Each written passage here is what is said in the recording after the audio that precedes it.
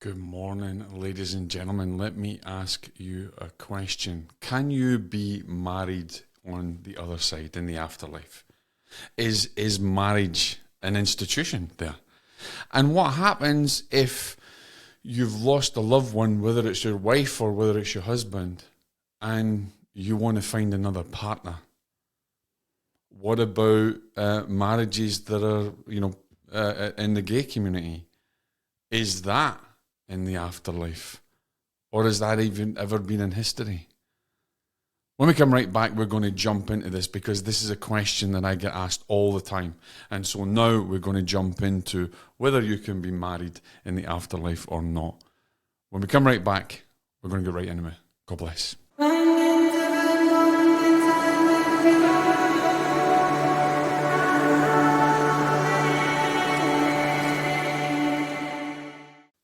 Well, good morning, my friends. So, as you heard from the little intro there, we're going to jump right into that big question. First of all, thank you for joining me. My name is Jock.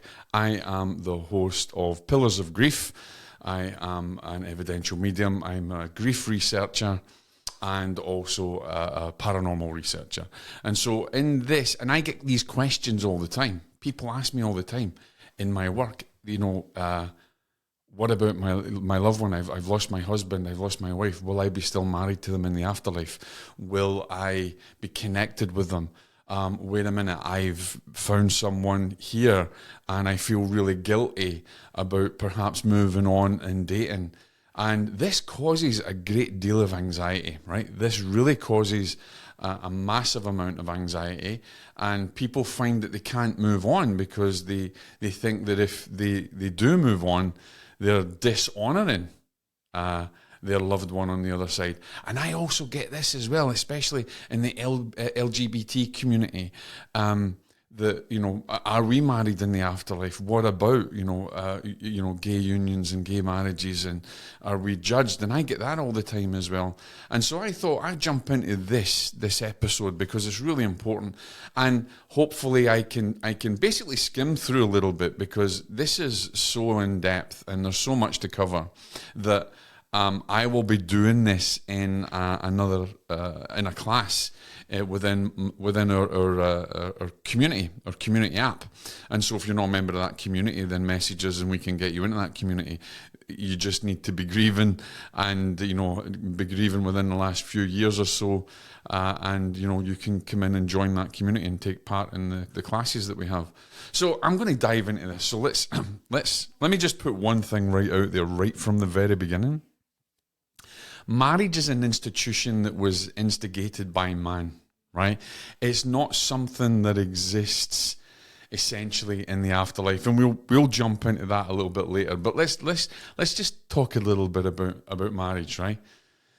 The earliest historical date from anthropologists of anything that was similar to marriage was about 4,500 years ago, 4,350 years ago, to be not to be exact. And anthropologists posit that families were all in groups, right? And there was up till about 30 or even more people in a family, and the male leaders shared the women. And that was kind of how the family kind of came about. And the earliest date of anything that was a real evidence of a marriage was actually 2,350 years before Christ, and it was in ancient Mesopotamia. That was the earliest connection that we ever have, or the anthropologists have ever had, to marriages. So that tells you that it's not something that was a divine institution, and we'll come back. We'll come back to that, and I'll explain that a little bit more from an afterlife perspective, from a perspective as a medium as well, and having information from the other side. So marriage then, after that time in Mesopotamia, began to get embraced. It was embraced by the Greeks, by the Hebrews, by the Romans. And it had nothing to do with love. It had actually to do with love came later. Love came, and it was said that love came into it really from the French, and the institute of marriage, love in marriage, was kind of that Romeo and Juliet, or the knights, King Arthur's knights with, the knight and I can't remember what her name was, but Lancelot and whoever it was, I can't remember. But the reality here is that it was never really done for love. That was later. What it was done for was to make sure the woman was bound to the man. And the reason was so that the offspring, the children, was guaranteed to be the man's child. And so that is how the kind of idea of then that marriage came up. Now, as we move on in history from the time after Christ and move on, then you have the religious institutions that brought it in. Primarily, and I could be wrong, but I believe it was really the Roman Catholic Church that really brought in the institution of the blessing within the union, blessing within the marriage. And then it became accepted as something that was in God's grace. It was something that was accepted by Christianity as a binding between heaven and earth, and it was a grace of God. So the reality is that we had this idea of marriage way before, right? And then it came down, of course, politics, governments, whatever it is, take control of everything as they always do. And you had the same in religion. You had the same with the Catholic Church. It was then accepted in the Catholic Church. I don't know about the dates, but it was accepted in the Catholic Church and became integrated into canon law. And I think it was in the 15th century. I actually don't really know for sure. And maybe that's something that I need to research and dive into. But the reality was that the Catholic Church accepted it because then there was control within the family unit, and there was control within the offspring. They could see what it was, and then the ceremony from the Catholic Church was brought into play. And then, of course, it was taken on board by the Orthodox religions and other religions. They took it on board. Now, I don't know if in indigenous tribes there was anything that was like that. So after the Catholic Church got control of this whole idea of marriage, later on in the Middle Ages is when we have the essence of love, when love came into it. And as I said, I think that was back to Europe, right? Back to the knights, King Arthur, and them times where love was kind of like an institution. That's how it was brought into marriage. Now, here's the other thing. In fact, here's the other thing before we jump into the whole thing of the afterlife. So for all of you out there that are in the LGBTQ, I don't even know if I'm saying that right, actually, the LGBTQ community, and who are normally attacked by so many religions, or who are attacked by people who have got ignorance of the fact, actually there was gay marriage. There was gay marriage, and right way back in Emperor Nero's time in Rome. And again, I'm not a historian, but I believe that back in Rome, there were gay marriages. Apparently, Nero married men. And I'm trying to think. There was something that was entered into in Roman law about same-sex unions.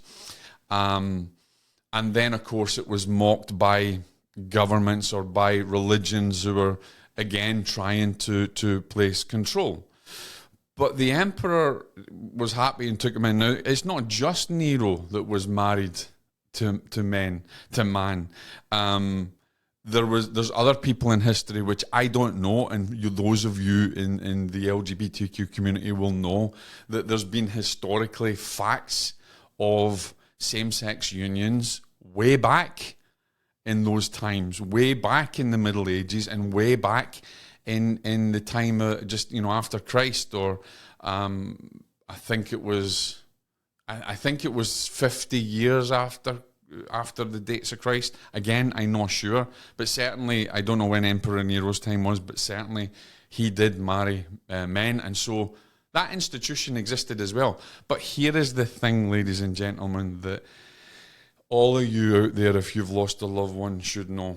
The very fact that marriage really was an institution brought on by man tells you that it was brought on, again, even before Christianity and religion. This was a method of control, and this was a method of organizing, as I just mentioned. Marriage does not exist in the world of spirit. And in actual fact, in the Bible, Jesus actually affirms this. And I can't remember the quote, but it does actually affirm this. So marriage doesn't exist on the other side of life. You have to think of things as mainly a union. So what does that mean then if you're married on the earth plane and then, your loved one crosses over and then you feel really guilty about perhaps that you're moving on? Well, here's the reality from the spirit world. Here's reality from what we know on the other side, is that marriage, we can think of it as a marriage in the afterlife, but it's not really. It's a union, and it's to do with the soul, okay? So if we break it down, there's a soul union, and then there's the bodily union in the earth plane, right?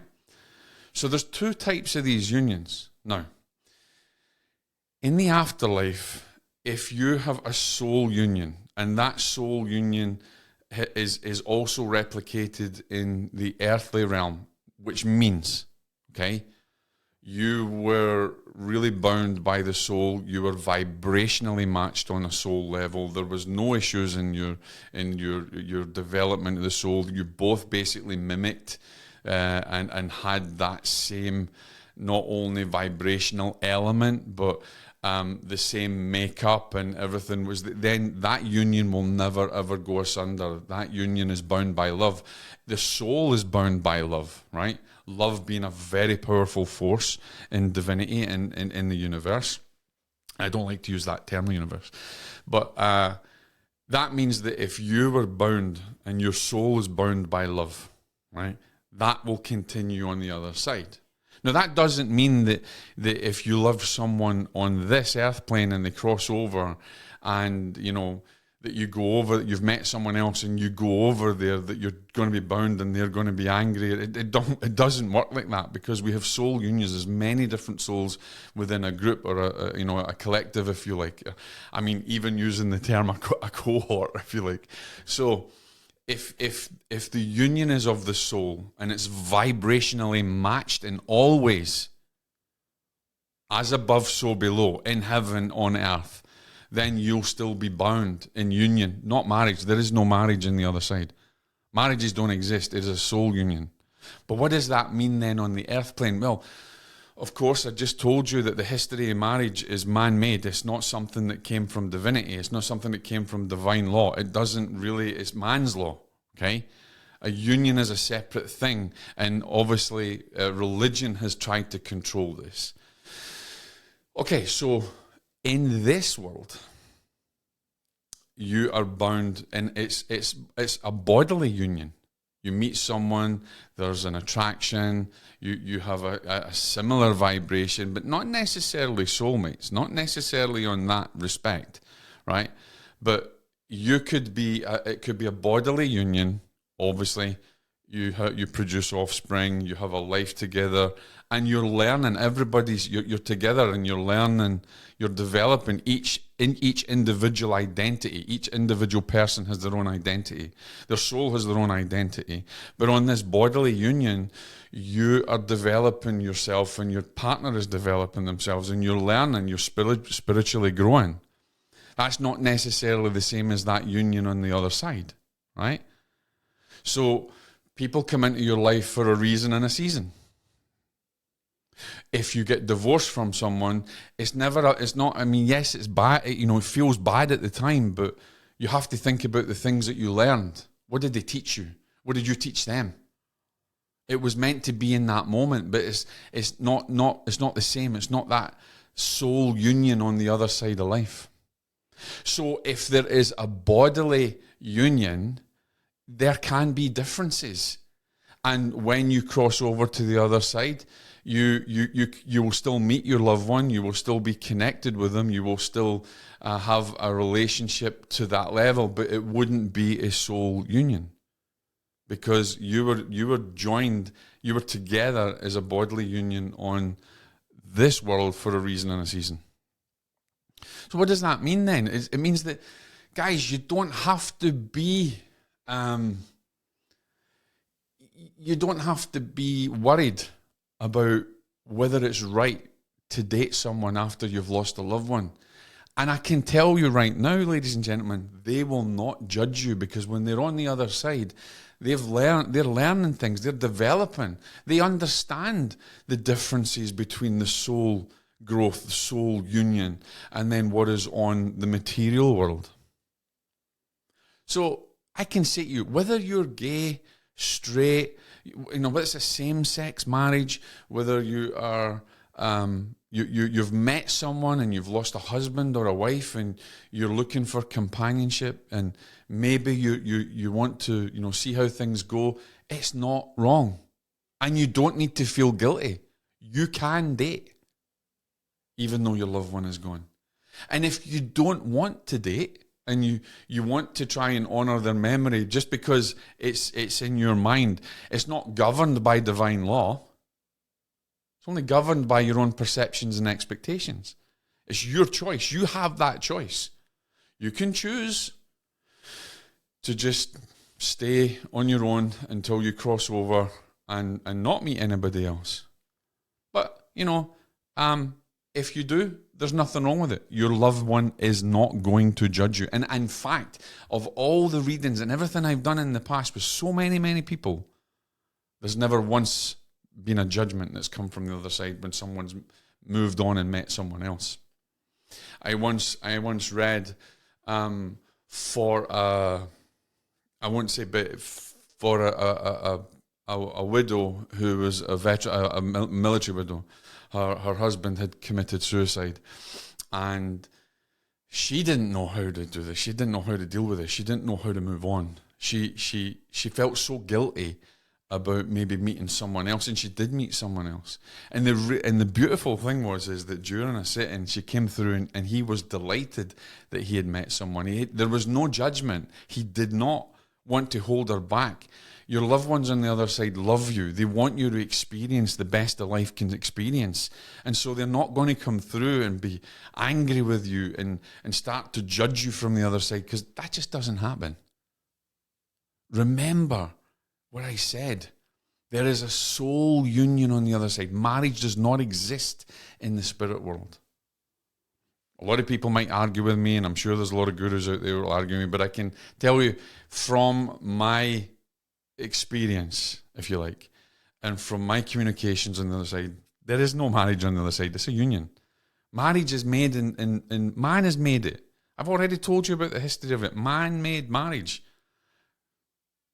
Religion controlled marriage to control the people. You have the bodily union on this side, and then you have the spiritual union, the soul union on the other side. And it can exist, as I said, it can exist on this side. You can meet someone who is a soulmate on this side. I have with my wife, Joanne, absolutely. And I know that when we go over, we'll be together. So if you're out there and you find it really difficult to deal with the fact that you want to move on, but you feel that you're not honouring your loved one's memory by doing that, please don't cause yourself any suffering. It's not true. It's not true. You can meet someone. You can move on. You can date them. You could even marry them if you want. I've known people who have lost loved ones, husband and wife, and they get married a few years later. I know a friend of ours in Orlando who's still, very close to her husband on the other side, but yet she's married 3 times since. And actually, in one of those weddings, I was the minister that joined them together, and I went through the whole counselling phase and understanding this and explaining the union, etc., etc. So I can tell you, ladies and gentlemen, that you feel free to go out and date. Feel free to look to your future with someone else. Just remember, there's that does not change the connection you have with your loved one on the other side. The love bond is not destroyed, right? It's just that there's not a soul union there. There's not a, and I don't even like to use the way the soulmate thing, people talk about, because that's so misunderstood.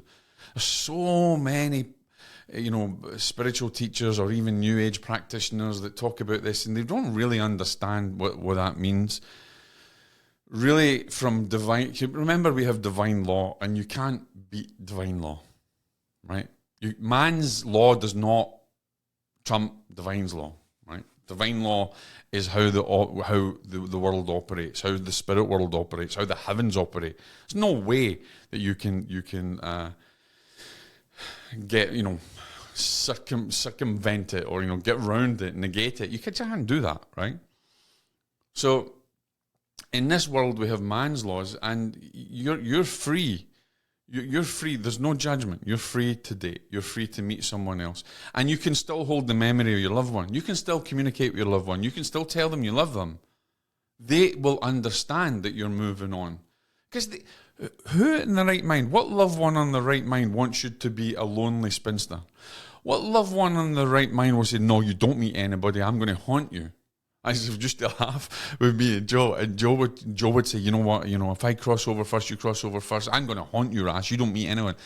That's a bit of fun, right? But we don't necessarily believe that to be true, right? Because we know that there's separate types, and marriage don't exist on the spirit world.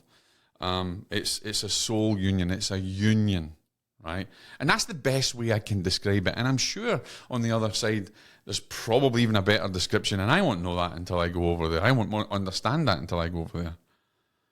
So don't hold yourself back, ladies and gentlemen. Whether you're a man who loves a man, a woman who loves a woman, don't let anybody tell you that that's wrong. Whether you've lost a husband or a wife and you're holding yourself prisoner because of everybody else's perceptions and expectations, hang with it, right? If you meet someone, and you talk to someone and you make a connection, there's nothing wrong with you having another bodily union on this side, or let's change that term, because maybe that can sound a little bit, if it's a kind of sexual thing, but let's say you have a material union. All right, just let's say you have a material union. So you meet someone and you have a material union, okay? There's nothing wrong with that. Your loved ones are not going to judge you.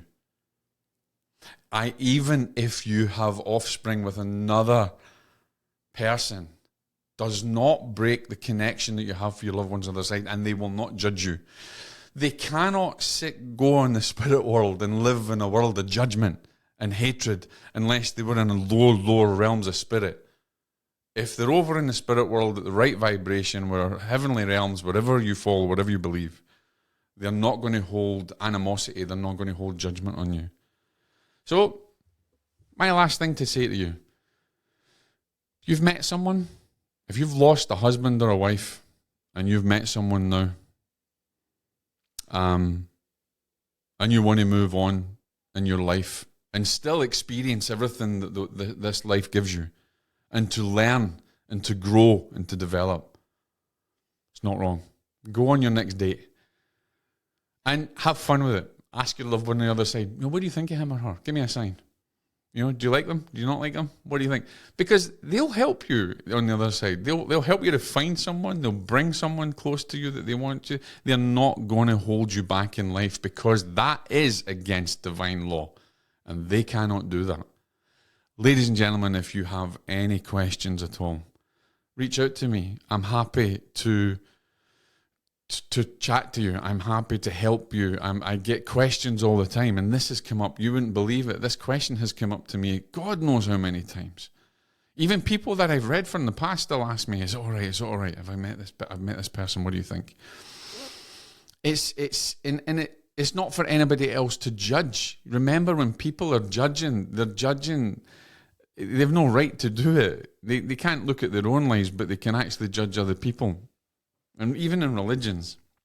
So, as I said at the beginning, I don't know all the history. I know a little bit about it because I've studied this, but I've studied this in the past. You're not destroying the memory of your loved one by moving on. God knows,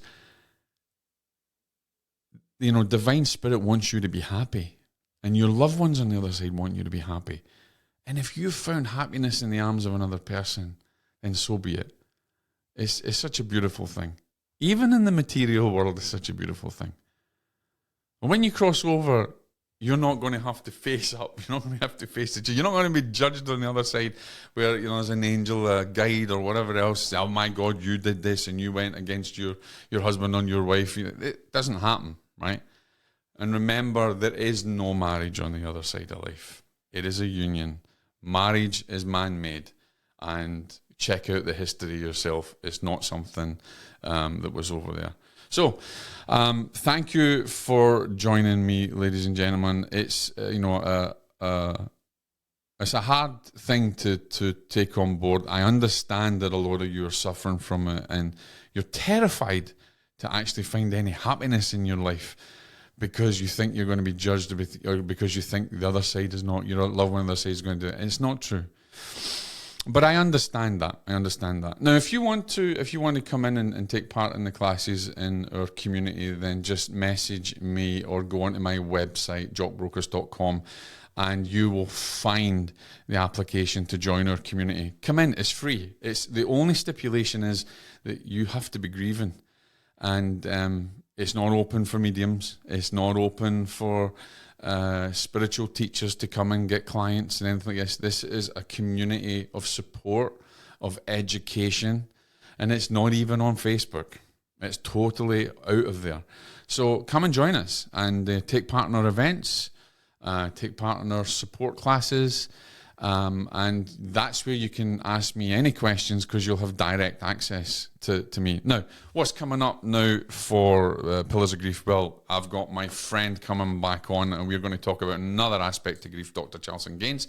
I also have another few people coming on, an author, a great a book that she wrote actually, which I don't have. It's through my I think the not the grieving brain, but the awakened brain. Okay, she's coming on. We're going to be talking about that as well. I've got some other guests coming on. One of my co-hosts going to be joining me soon. We're going to be talking about her grief and also for the COVID aspect of people who lost people in COVID. So I'm looking forward to that. I'm looking forward to having Jill on with me. Jill also runs a community with me. Lovely, lovely person. Looking forward to having her there. And also I'll be bringing on other people to chat to us. And a great friend of mine who has just went to Everest with the memory of his son. He lost his son, and just lived and did a beautiful thing when he was over there. He had some cameras. His guide that was taking him was really taken aback from his camera and the pictures he was taking, and he had a spare DSLR over there with him, and he was like, you know what, Jock, life is too short, and he gave the family the camera for them with lenses and everything, and brilliant. And so I'm really looking forward to chatting to Mike. He's probably reaching the next town now. He's been at base camp. He's did the thing. I'm going to put some pictures up in our community, and that was a great thing that he did. He's going to come on and he's going to be chatting with us as well. So, Pillars of Grief, thank you. Make sure you sign up. Make sure you subscribe. Make sure you ask questions. Go on to my website, and if you want to ask me a question, then connect with me there. Or you can send me an email or anything like that. Or even if you're watching the video on YouTube, send me a message. I will get it. Make sure, and if you really like the podcast, please give us a review. We've only done a few episodes. It's a fairly new podcast, but it would mean so much. This is here to help people. It's coming from a different angle, completely different angle from what I would normally do. But I've been researching and involved in grief work for many, many, many years, and deep experience from my many losses myself. So you're in good hands, and you will be in a great community when you come and join us. Ladies and gentlemen, have a beautiful day. Say a prayer for your loved one. Say a prayer for yourself. Say a prayer for those people in need. And let me know if you've gone out and dated and how it was. And after you listen to this, how it made you feel and how it maybe you felt like you had permission to move on. God bless.